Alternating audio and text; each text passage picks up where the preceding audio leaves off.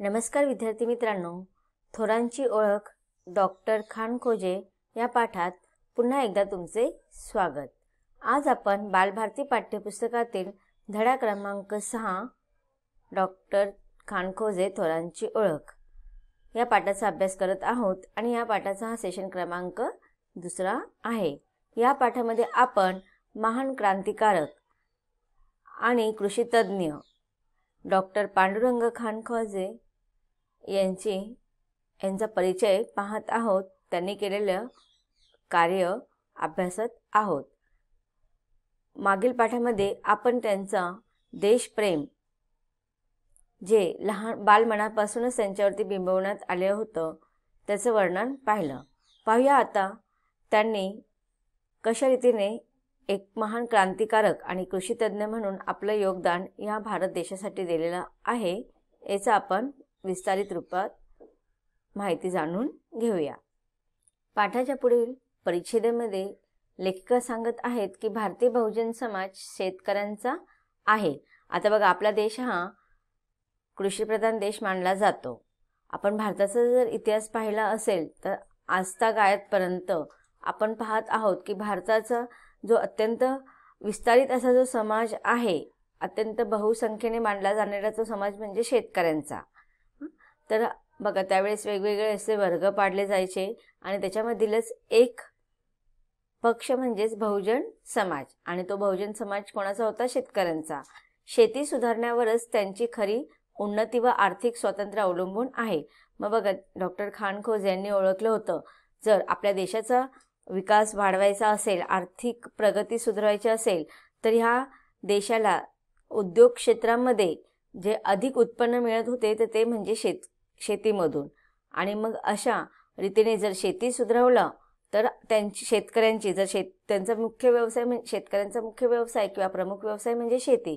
मग जर शेतीमध्ये सुधारणा केली, आधुनिक तंत्रज्ञानाचा उपयोग केलं तर शेती सुधारली जाईल, शेतीचं उत्पन्न जास्त होईल, आणि जेव्हा शेतीचं उत्पन्न होईल तर अर्थातच शेतकऱ्यांचा सुद्धा विकास होणार आहे। म्हणून ते म्हणतात की शेती सुधारण्यावरच त्यांची खरी उन्नती, त्यांची म्हणजे कोणाची? शेतकऱ्यांची उन्नती म्हणजे प्रगती, आणि आर्थिक स्वातंत्र्य अवलंबून आहे।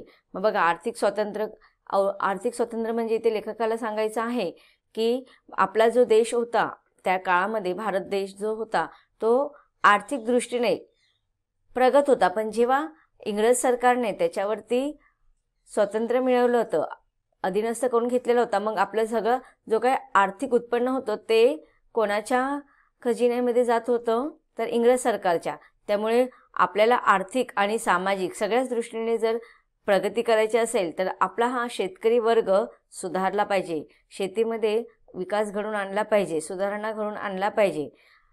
कृषक व श्रमजीवी एकत्र आले तर इंग्रजांना सहज देशातून घालवून देऊ शकतील असा त्यांना विश्वास होता। मग बघा, डॉक्टर खानखोजे यांना सुद्धा वाटत होतं की एकीकडे कृषक म्हणजेच कोण? शेतकरी, शेतामध्ये काम करणाऱ्या लोकांना आपण शेतकरी किंवा कृषक वर्ग असं म्हणतो, आणि ह्या कृषक जे शेतामध्ये काम करतात आणि ह्या शेतामध्ये काम करण्यासाठी जे श्रमजीवी म्हणजे जे कामगार होते त्यांनी जर ठरवलं, कारण की देशामध्ये भारत देशाचा जो सगळ्यात जास्त लोकसंख्या असलेला वर्ग म्हणजेच कृषक आणि श्रमजीवी, मग असे हे कृषक आणि श्रमजीवी लोक जर एकत्र आले तर त्यातून इंग्रज सरकारला नक्कीच धडा शिकवला जाईल, इंग्रज सरकारला आपल्या देशातून नक्कीच आपण देशाच्या बाहेर काढू शकेल असा विश्वास डॉक्टर खानखोजे यांना होता।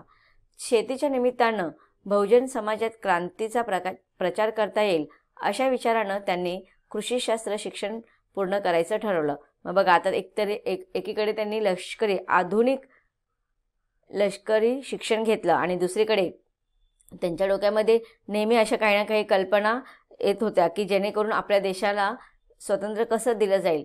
मग त्यांच्या मनामध्ये एक विश्वास निर्माण झाला की जर आपल्याला देशातून इंग्रज सरकारला बाहेर हाकलून द्यायचं आहे तर त्याच्यासाठी आपण काय केलं पाहिजे? ह्या शेतकरी वर्गामध्ये, कामगार वर्गामध्ये, श्रमजीवी वर्गामध्ये विकास घडवून आणला पाहिजे, आणि त्याच्यासाठी शेतीचं आपल्याला ज्ञान मिळालं पाहिजे। म्हणून त्यांनी कृषीशास्त्र शिक्षण पूर्ण करायचं ठरवलं। वॉशिंग्टन स्टेट कृषी महाविद्यालयात त्यांनी पदव्युत्तर शिक्षणासाठी नाव नोंदवलं. मग अशा रीतीने त्यांना कृषी क्षेत्रामध्ये कृषीशास्त्र हे शिक्षण पूर्ण करण्यासाठी त्यांनी पदवीचं शिक्षण पुढे घेण्यासाठी वॉशिंग्टन स्टेट कृषी महाविद्यालयामध्ये आपलं नाव नोंदवलं. 1913 साली त्यांनी मास्टर्स ऑफ सायन्स अर्थात MSc पदवी मिळवली. बघा 1910 या वर्षी त्यांनी लष्करी शिक्षण घेतलं आणि त्याच्यानंतर त्यांनी आधुनिक कृषीज्ञान शिक्षणसुद्धा पूर्ण केलं, पदवी ती प्राप्त करून घेतली. कृषी शिक्षण घेत असताना त्यांनी अमेरिकेत क्रांती केंद्र काढले. बघा आता हे जे काही वॉशिंग्टन स्टेट कृषी महाविद्यालय आहे ते कुठे अमेरिकेमध्ये आहे. आणि मग अमेरिकेमध्ये जेव्हा हे पदव्युत्तर होण्यासाठी गेले होते तर त्यावेळेस हे शिक्षण घेत असताना ते शांत बसले का? नाही. मग तिथे अमेरिकेमध्ये राहून सुद्धा त्यांनी अमेरिकेमध्ये वेगवेगळे क्रांती केंद्र काढले. गदर उठावाच्या आखणीत ते आघाडीवर होते. लाला हरदळा, पंडित काशीराम, विष्णू गणेश पिंगळे, वीरेंद्रनाथ चट्टोपाध्याय, भूपेंद्रनाथ दत्त हे क्रांतिकारक त्यांचे सहकारी होते. मग बघा शिक्षण घेत असताना त्यांच्या मनातील ही विद्रोहाची भावना कमी झाली नव्हती. मग तिथे सुद्धा त्यांनी हे क्रांती केंद्र काढले आणि विविध क्षेत्रामध्ये जे काही क्रांतिकारक होते त्यांना ते एकत्र संघटित करत होते आणि मग त्यांच्याबरोबर ही विद्रोहाची भावना करत असताना त्यांनी वेगवेगळे खलबत्ते केले. म्हणजेच वेगवेगळे काय केले, देशाला स्वातंत्र्य मिळवण्यासाठी त्यांनी विविध केंद्र स्थापन करून त्याच्यामध्ये आपल्या सहकार्य मित्रांना जे कोण देशसेवेसाठी आपलं जीवन बलिदान करण्यासाठी तयार होते अशा नेत्यांना त्यांनी एकत्र केलं. आणि त्याच्याचपैकी ह्या नेत्यांची नावं इथे दिलेली आहेत की त्यांचे ते मित्र होते, सहकारी होते. आणि अशा रीतीने त्यांनी मग एकत्र येऊन बरेचशा अशा योजना राबवल्या आणि त्या अंमलात आणण्यासाठी ते प्रयत्न करत होते. सशस्त्र लढा संघटित करण्यासाठी त्यांनी Japan, America, Canada, Iran, Moscow, Berlin अशी भ्रमंती केली. भ्रमंती करणे म्हणजे तिथे जाऊन भेट देणे, प्रवास करणे आणि तिथे प्रवास केल्यानंतर तिथे सगळा तिकडचा मागोवा घेणे, आढावा घेणे, अपार साहसे अंगावर घेतली. आणि अशा रीतीने एकीकडे कृषी क्षेत्राचं ज्ञान मिळवत होते आणि दुसरीकडे एक गदर क्रांती निर्माण करत होते. कृषीशास्त्रात डॉक्टरेट प्राप्त केल्यानंतर मेक्सिको येथील सरकारी कृषी महाविद्यालयात त्यांनी प्राध्यापकपदी नेमणूक झाली. मग अशा रीतीने जेव्हा त्यांनी कृषीशास्त्रामध्ये पदवी प्राप्त केली, डॉक्टरेट झाले, तर मग मेक्सिकोमध्येच राहून त्यांनी सरकारी कृषी महाविद्यालयामध्ये तिथे प्राध्यापक म्हणून हे पद स्वीकारले. त्यांच्या अध्यापनाच्या लौकिकही वाढत होता.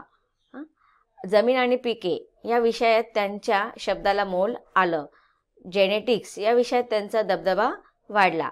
मग बघा अशा रीतीने एकीकडे ते प्राध्यापक म्हणून काम करत होते, अध्यापनाचं ते काम करत होते, शिकवण्याचं काम करत होते आणि दुसरीकडे ते अनेक विषयामध्ये आपलं प्रभुत्व प्राप्त करत होते, जसे की जमीन आणि पिके. आता त्यांनी कृषी क्षेत्रामध्ये अभ्यास केल्या कारणाने त्यांना जमिनीचा प्रकार कोणता, जमिनीची पोत कशी, कोणतं पीक त्या जमिनीमध्ये घेतलं जाईल, सुपीक जमीन कोणती आहे, नापीक जमीन कोणती आहे, मग सुपीक जमिनीमध्ये कोणत्या प्रकारचं पीक अधिक जास्त उत्पन्न देऊ शकतं, नापीक जमिनीवरती कोणत्या प्रकारची प्रक्रिया केल्यानंतर जास्तीत जास्त उत्पन्न मिळू शकतं, अशा विषयामध्ये त्यांचं मग वर्चस्व वाढवू लागलं. आणि जेनेटिक्स एकीकडे, दुसरीकडे जेनेटिक्स म्हणजे अनुवंशिक शास्त्र, की एका जनरेशन करून दुसऱ्या जनरेशनमध्ये जे काही गुणसूत्र मिळवली जातात त्याचा एक विशिष्ट अभ्यास केला जातो. मग त्या शास्त्रामध्ये सुद्धा त्यांनी प्रावीण्य मिळवलेलं होतं. राष्ट्रीय प्रदर्शनात मिळालेले प्रथम पुरस्कारामुळे त्यांचा लौकिक अमेरिकेतील भारतीय विद्यार्थ्यांपर्यंत पोहोचला. मग बघा वेगवेगळ्या देशामध्ये जे कोण भारतीय विद्यार्थी होते त्यांच्यामध्ये सुद्धा त्यांचा हा दबदबा, त्यांचा जो अभ्यासामध्ये विविध क्षेत्रामध्ये जे काही त्यांचं प्रावीण्य होतं, नाविन्य होतं, ते सगळं विविध देशामध्ये असणारे जे भारतीय विद्यार्थी होते त्यांच्यापर्यंत हे सगळ्या गोष्टी पोहोचत होत्या. त्यापैकीच अमेरिकेतील भारतीय विद्यार्थ्यांपर्यंत सुद्धा त्यांचा हा विविध विषयातील त्यांचं हे प्रावीण्य आणि त्यांचं अध्यापन क्षेत्रातील जे काही लौकिक होतं ते सगळ्याच विद्यार्थ्यांपर्यंत पोहोचत होतं. अध्यापनाव्यतिरिक्तच्या वेळात त्यांनी त्यांच्या प्रयोगशाळेत आणि प्रयोग क्षेत्रात गव्हावर अभ्यास सुरू केला. मग बघा, एकीकडे अध्यापन करत असताना, विद्यार्थ्यांना शिकवत असताना जो काही वेळ त्यांना मिळायचा त्याच्या व्यतिरिक्त जो वेळ मिळायचा त्या वेळामध्ये त्यांनी प्रयोगशाळेमध्ये प्रयोग करायला सुरुवात केली. आणि मग कोणत्या गोष्टींवरती प्रयोग करण्यास सुरुवात केली की त्यांनी गहू ह्या पिकावरती अभ्यास सुरू केला. रिसर्च म्हणतो आपण त्याला की नाही. त्या प्रयोगातून त्यांनी गव्हाचे विविध वाण तयार केले. मग बघा, एकीकडे शिकवत असताना त्यांनी गव्हावरती अभ्यास सुरू केला आणि मग गव्हाचे विविध प्रकार कोणते हे शोधून त्यांनी काढले. गव्हाचे विविध वाण म्हणजे प्रकार. गव्हाचे जे काही विविध प्रकार असतात, आपण आता बघा चपाती खातो की नाही, ते गव्हापासून बनवले जातात. मग गव्हाचे विविध प्रकार असतात, लोकवण वगैरे, हे गव्हाचे अनेक अशा प्रकार आहेत.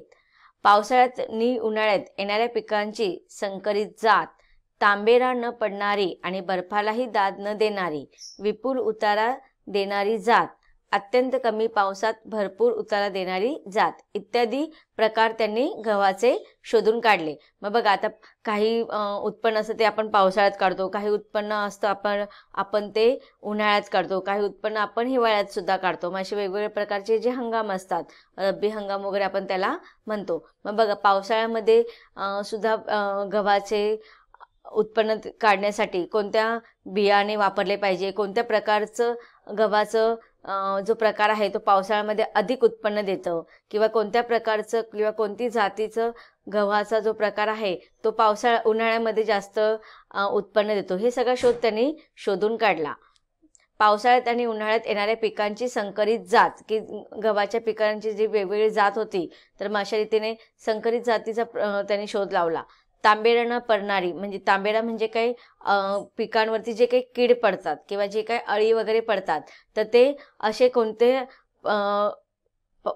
हंगामामध्ये कोणतं पीक घेतल्यावरती त्याच्यावरती अळी कमी प्रमाणात पडतं, किंवा जर अळी पडली किंवा पिकाला नुकसान करणारे असे जे काही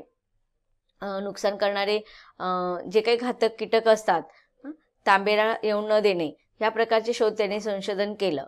बर्फालाही दाद न देणारे आणि विपुल उतारा असणारी, विपुल म्हणजे अधिक मोठ्या प्रमाणावरती, उतारा म्हणजे उत्पन्न देणारे, की जेवढं जास्त उत्पन्न तेवढं जास्त आपल्या शेतकरी वर्गाला उपयोग होईल, त्याचा आर्थिक क्षेत्रामध्ये त्यांचा विकास होईल. तर मग विपुल उतारा देणारी जात, जास्त उत्पन्न देणारी जात, अत्यंत कमी पावसामध्ये भरपूर उतारा देणारी जात, की कमी पावसामध्ये सुद्धा जास्तीत जास्त गव्हाचं उत्पन्न देणारी गव्हाचं विविध प्रकारचे जात किंवा विविध प्रकारचे जे काही त्यांनी अभ्यास केला होता वाण, ह्या सगळ्या क्षेत्रावरती त्यांनी अधिक विस्तारित अभ्यास केला. डॉक्टर खानखोजेंचा जेनेटिक्स क्षेत्रातला अभ्यास, जमीन आणि पिके याबाबत त्यांचे प्रयोग आणि गव्हावरचे संशोधन इत्यादी लक्षात घेऊन मेक्सिकन सरकारच्या शेती सुधार मंडळाने त्यांना आमंत्रण दिले. मग बघा, मेक्सिकन सरकारच्या शेती सुधार मंडळाने सुद्धा त्यांनी त्यांचं हे की शेती व्यवसायामध्ये, कृषी व्यवसायामध्ये त्यांचा जो काही त्यांनी आमूलाग्र बदल घडवून आणला होता आणि जे काही नवीन नवीन संशोधन ते करत होते, याची दखल मग मेक्सिकन सरकारच्या शेती सुधार मंडळाने घेतलं आणि त्यांना आमंत्रण केलं, निमंत्रण दिलं. संपूर्ण मेक्सिकोचा अभ्यास दौरा करावा, सर्व ठिकाणच्या कृषी संस्था, संशोधन केंद्रे पहावी, शेतकऱ्यांच्या भेटी घेऊन त्यांच्या अडचणी, अनुभव, विचार समजून घ्यावे, सुधारणा सुचवावे, या कामगिरीवर डॉक्टर खानखोजेंची नेमणूक झाली. मग अशा रीतीने बघा, मेक्सिकन सरकारच्या शेती सुधार मंडळाने त्यांना आमंत्रण देऊन कोणत्या प्रकारचं कार्य त्यांच्यावरती सोपवण्यात आलं, तर की मेक्सिकोच्या अभ्यास दौरा त्यांनी करावा, सर्व ठिकाणच्या कृषी संस्थांमध्ये, संशोधन केंद्रामध्ये त्यांनी जाऊन तिकडची तपासणी घ्यावी, पडताळणी करावी, शेतकऱ्यांच्या प्रत्यक्ष जाऊन भेटी घ्याव्या, शेतकरी वर्गाच्या काय समस्या आहेत, की त्यांच्या जमिनीचा प्रकार त्यांना ओळखता येत नाही का, मग जमिनीच्या प्रकारामध्ये कोणत्या प्रकारचं उत्पन्न त्यांनी जास्तीत जास्त घेतलं पाहिजे, तर या उत्पन्न घेत असताना त्यांना शेतकऱ्यांना कोणता अनुभव येत आहेत, कोणत्या अडचणी येत आहेत, मग शेतकऱ्यांचा अनुभव काय आहे, ह्या सगळ्या गोष्टींचा अभ्यास डॉक्टर खानखोजे यांनी प्रत्यक्ष जाऊन करावा आणि शेतकऱ्यांच्या अडचणी, त्यांचे अनुभव, त्यांचे विचार समजून घ्यावे, त्याच्यावरती सुधारणा सुचवावे. ह्या सगळ्या कामगिरी मग ह्या मेक्सिकनच्या शेती सुधार मंडळांनी त्यांच्यावरती सोपवले होते. त्यांच्या दौऱ्याची मेक्सिकन सरकारने व्यवस्था केले. मग बघा ह्या सगळ्या अभ्यासाच्या दरम्यान त्या विविध स्थळी जाऊन त्यांना पाहणी करायची होती, तपासणी करायची होती. मग विविध ठिकाणी त्यांना दौऱ्यावरती पाठवले जाण्याची व्यवस्था मेक्सिकन सरकारने केली. पाठाच्या परिच्छेदामध्ये आलेल्या कठीण शब्दांचा अर्थ आपण पाहून घेऊया. शब्दार्थ: सक्रिय, क्रियाशील, स्वतःचे कार्य करणे. चापल्य, चपळता. कृषक, शेतकरी. श्रमजीवी, कामगार. सशस्त्र, शस्त्रांसहित, हत्यारांसह. अध्यापन, शिकवणे. लौकिक, कीर्ती. पैदास, निर्मिती. दर्जा, श्रेणी. अपार, प्रचंड, अथांग. लागवड, बी पेरणे. रणशास्त्र, लष्करी शिक्षण. जेनेटिक्स, अनुवंशशास्त्र. वाण, नवीन संकरित बियाण्यांचे मूळ सूत्र. तांबेरा, पिकावर येणारी एक प्रकारची कीड. तर विद्यार्थी मित्रांनो, अशा प्रकारे या पाठाच्या परिच्छेदातून आपल्याला लेखिकेने डॉक्टर खानखोजे यांचे कृषी क्षेत्रातील योगदान आणि त्यांनी पुढे केलेली सुधारणा यांचा आपण सविस्तर अभ्यास केलेला आहे. पाठाचा उर्वरित परिच्छेद आपण पुढील भागामध्ये अभ्यासणार आहोत. धन्यवाद.